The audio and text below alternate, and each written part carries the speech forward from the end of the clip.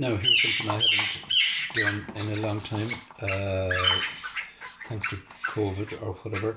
The last 2 years seem to have gone by in a kind of a bit of a blur.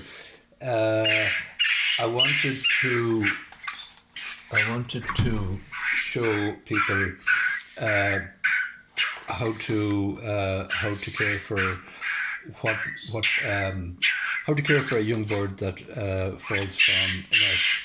It's very, very common this time of year. Today's the 13th of May, and it's an annual kind of phenomena that young birds in the nest can fall to the earth.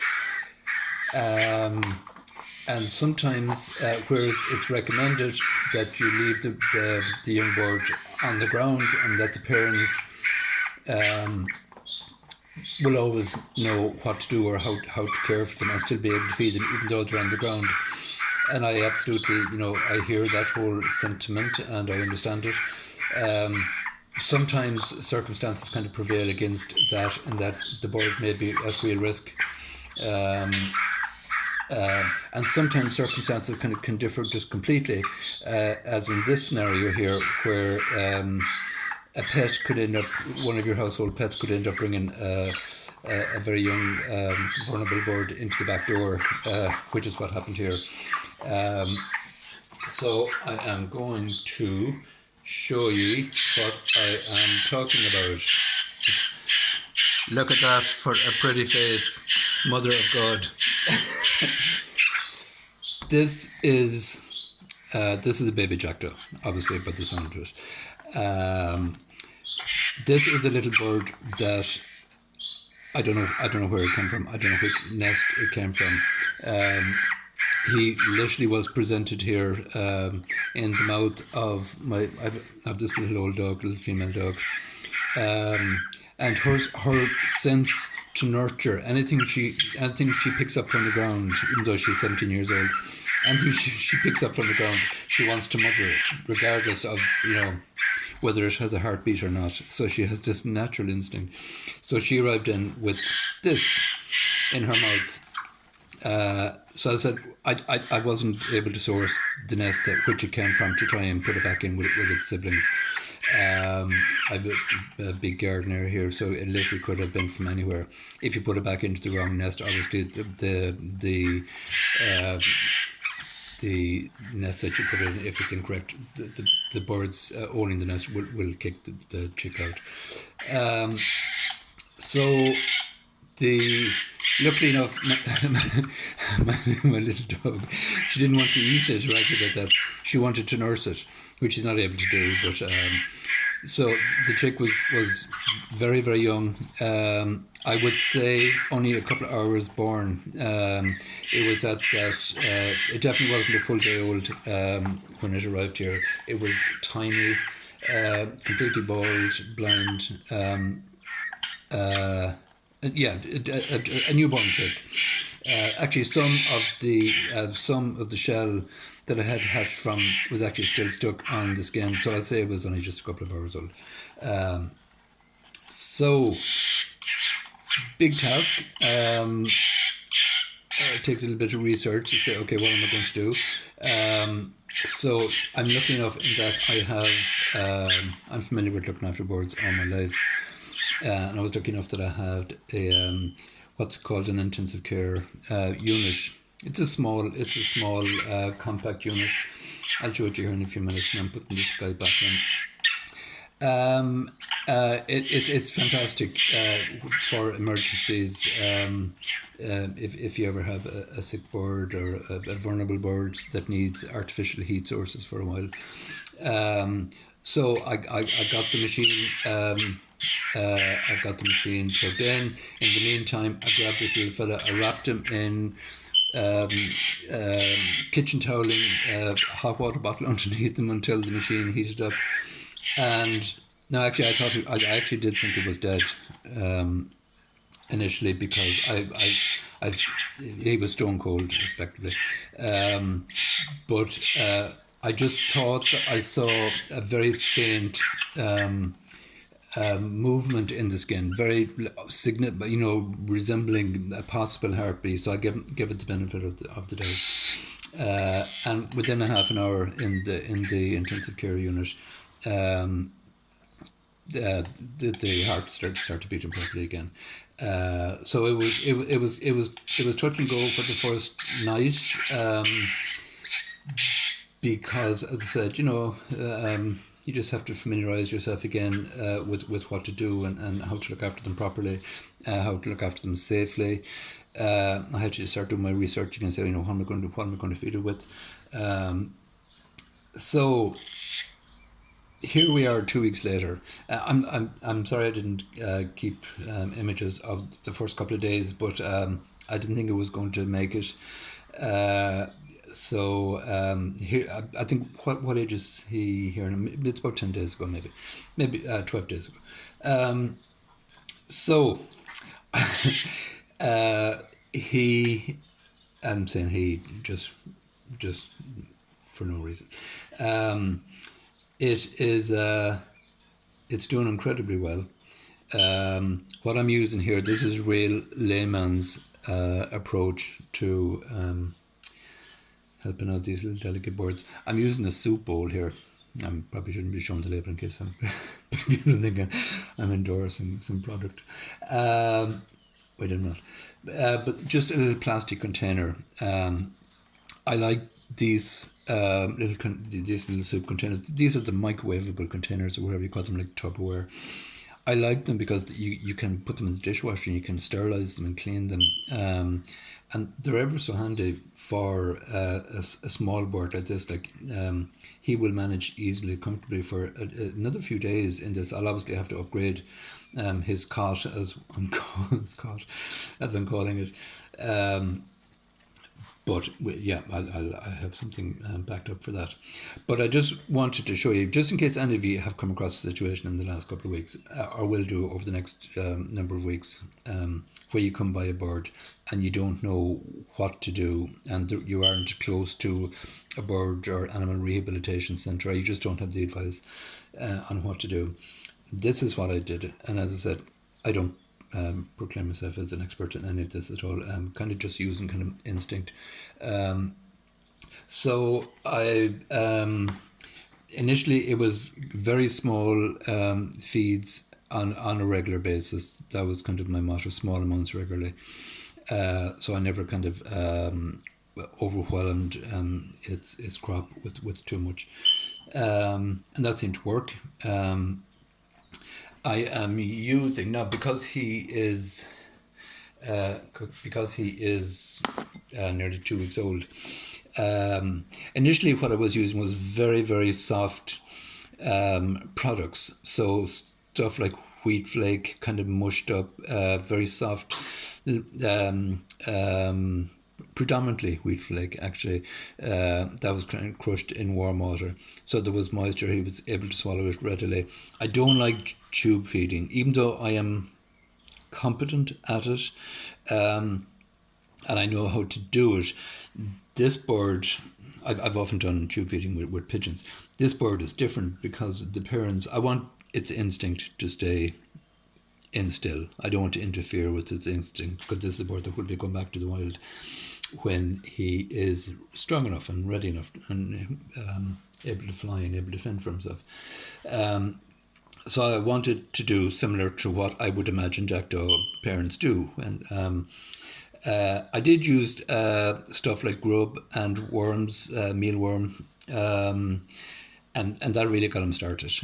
So thanks to my local pet shop for that. So now we're at the stage that he literally will eat anything. So it's he is not diet specific anymore. What I'm noticing is that he responds to my voice now when I come in from work or whatever. So he's getting very reactive to the environment and to me. I have to be very mindful of that as well, and that I don't want him to imprint onto me. I don't want him to think that I am its parent. I'm nothing more than Florence Nightingale or something equivalent at the moment, just helping out. But so what I have used all along to feed it with is this little it's an old hospital forceps.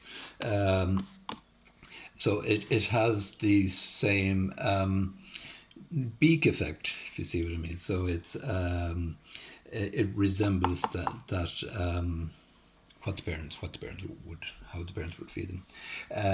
So I'm just going to show you how I'm going to feed him now this evening. Taking notice of the noise. So when it comes to feeding time, he is always going to start into this chorus for begging for more. And they let you know when they have enough as well, which is kind of an interesting thing about them. What I've noticed is I'm giving them lots of protein at this stage now. So I hard boil eggs, and that's just full of goodness for them, particularly the egg yolk. And he loves, but also jackdaws and that whole family of birds, that whole species of birds. They're carnivores as well. They're scavengers effectively, but I mean they will eat anything. But they will eat meat as well. So I use very soft, unprocessed meat products, which he will regurgitate. Many of you would be familiar that I've hand-reared owls for many years, and actually these are very similar in that they regurgitate parts of the undigestible food into a pellet form as well, which I actually didn't know that jackdaws did that. So I'm just going to show you here. Let's see if he. This guy's name is Wilson. I have no idea why that is. I think it was just something that was on the radio the day that I found him. So it's like, okay, Wilson, come on. Here we go. No, he's gone back to sleep. Good boy. Come on. Oh, look what I have. I know, baby. Huh? Oh dear. Come on, here we go again. Look it. I have more for you. Wilson. Good boy. Oh, look. No, not just one screech. I'm not hungry. Come on, open up again. Open up again. Oh, look. I know. It's delicious. I know. I made it specially for you. Okay, here we go again. Look again. Wilson. Yes. Good boy. So what I'm doing here is I'm basically just rotating from little bits of egg back to little bits of meat. So that's an example of that's unprocessed meat. Oh, look here! Come on, good boy. Oh, look! I know it's delicious. God, I'm as mad as a box of frogs. Good boy, come on, up. Yep, I know. Actually, he's very. I know. Yes. He's very he's very comical because when he's really hungry, he is relentless and he will not stop roaring. He's actually very behaved this evening, but I had fed him well when I came home at lunchtime. Good boy. Here we go again. Look. Oh. So what I'm doing here is I'm literally just depositing the food safely, not down his throat, kind of at the back of his tongue, and I'm letting him do the swallowing. So as I said, I'm not forcing the bird in any way at all. You have to be very careful that it goes down the right passageway. So anyway, just try a little bit of egg again. Now, one more bit. Look, Wilson, go up, open. And the most important thing is, don't ever try to force their beaks open, unless they're very sick or something like that. But they're hardly going to want food if they're in that state. But I always let him let me know when he's ready. So by making sounds to him or calling him his name or whatever way you choose, when he opens its mouth, he's ready to accept the food. Now he's kind of beginning to snuggle back into the nest again, so it may be an indicator that he's not that hungry. Wilson, come on, one more bit. Good boy. Do you want some more? One thing I have to say that my hands before before I started this, my hands are completely sanitized. Normally I wear gloves, but I find sometimes that with the glove I don't have the same grip on these forceps. So just with good hand sanitizer before and after, and keeps the environment sterile and healthy.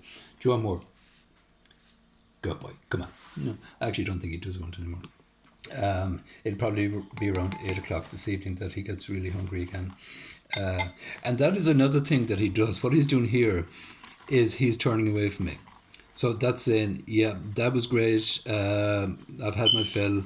And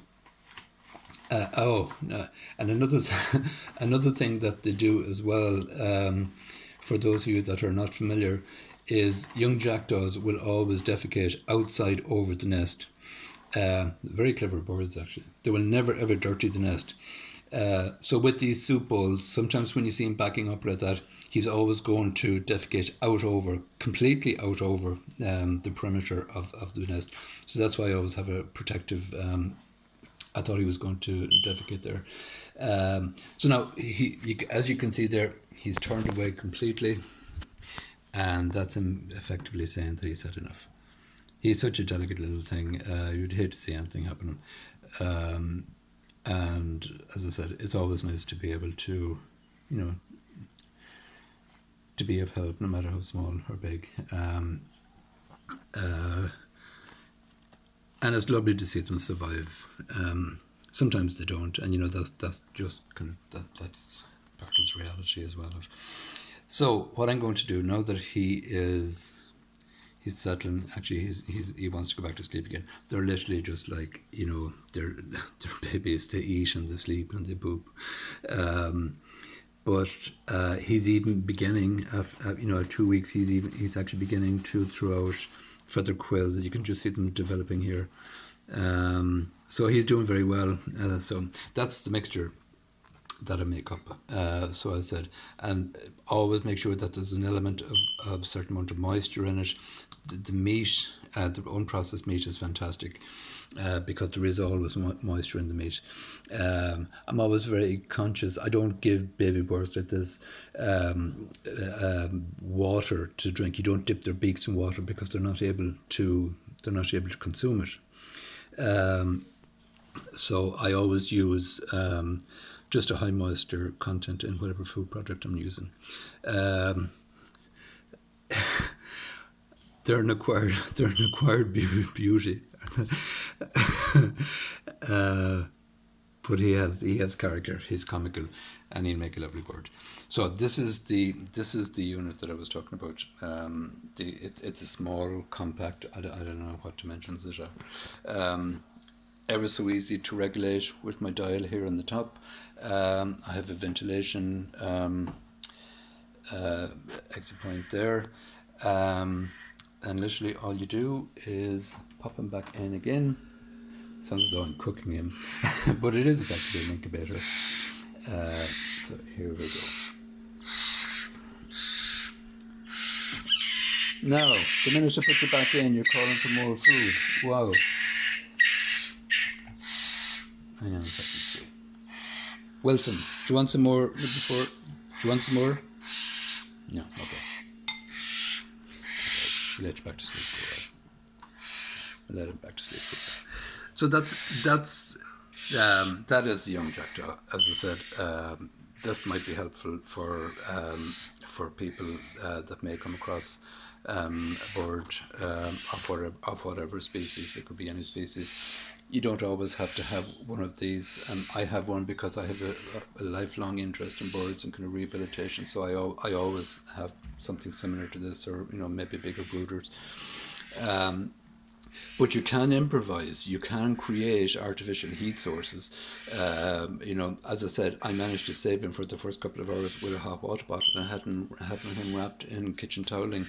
So that is an emergency kind of intervention. But you can be creative. Any light bulb will create a heat source, but you just have to be mindful that the bird is not going to get exasperated from the heat. That's why I love these machines, because they have it's ventilating heat. It's not a still heat. It's not a stagnant heat. And with ventilation holes there, I can regulate it according to humidity and according to the temperatures and whatever. So that is that. That is Wilson. Maybe we'll check in again in a couple of weeks and we'll see how he's getting on. So I hope that's helpful for anyone that comes across a young bird in distress or abandoned. And as I said at the beginning of this, the ideal is to leave the parents to sort out the problem, because nests sometimes can collapse and sometimes the chick can fall out, accidentally. But the parents know what they fall to, and they will generally come back and continue to feed them as though they were in the nest. But sometimes when that chick is on the ground, it is very, very vulnerable to ground predators. And sometimes you have to kind of think in the broader scheme. So there we go. I hope that's informative for some of you. Cheers.